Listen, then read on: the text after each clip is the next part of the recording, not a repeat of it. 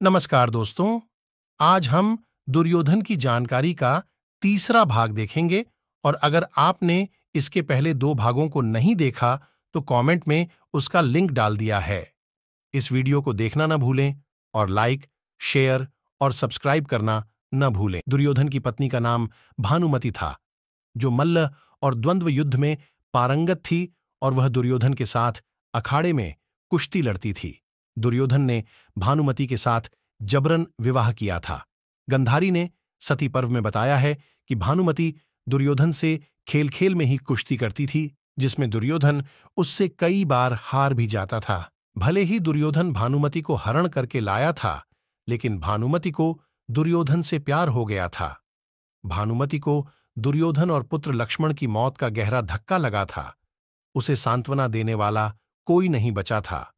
अंत में वह बेचारी पांडवों के आश्रय पर जिंदा रही और बड़ी मुश्किल से जीवन गुजारा। दुर्योधन की मृत्यु सबसे अंत में हुई और खास बात यह है कि महाभारत के 18 दिन तक चले युद्ध के अंत के बाद दुर्योधन और भीम के बीच का युद्ध हुआ, जिसमें भीम ने दुर्योधन की जंघा उखाड़कर फेंक दी थी, जिसके चलते दुर्योधन की मृत्यु हो गई थी।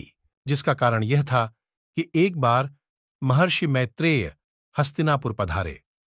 विश्राम के बाद धृतराष्ट्र ने पूछा, भगवन, वन में पांचों पांडव कुशल पूर्वक तो हैं ना?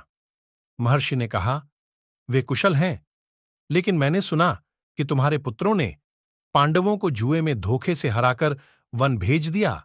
ऐसा कहकर पीछे मुड़ते हुए उन्होंने दुर्योधन से कहा, तुम जानते हो पांडव कितने वीर और शक्तिशाली हैं।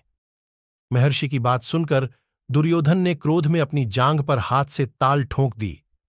दुर्योधन की यह उद्दंडता देखकर महर्षि को क्रोध आ गया और उन्होंने कहा, तू मेरा तिरस्कार करता है, मेरी बात शांतिपूर्वक सुन नहीं सकता। जा उद्दंडी, जिस जंघा पर तू ताल ठोंक रहा है उस जंघा को भीम अपनी गदा से तोड़ देगा। बस यही शाप दुर्योधन को ले डूबा। यदि आपको यह वीडियो पसंद आया हो तो लाइक, शेयर और सब्सक्राइब करना न भूलें। धन्यवाद।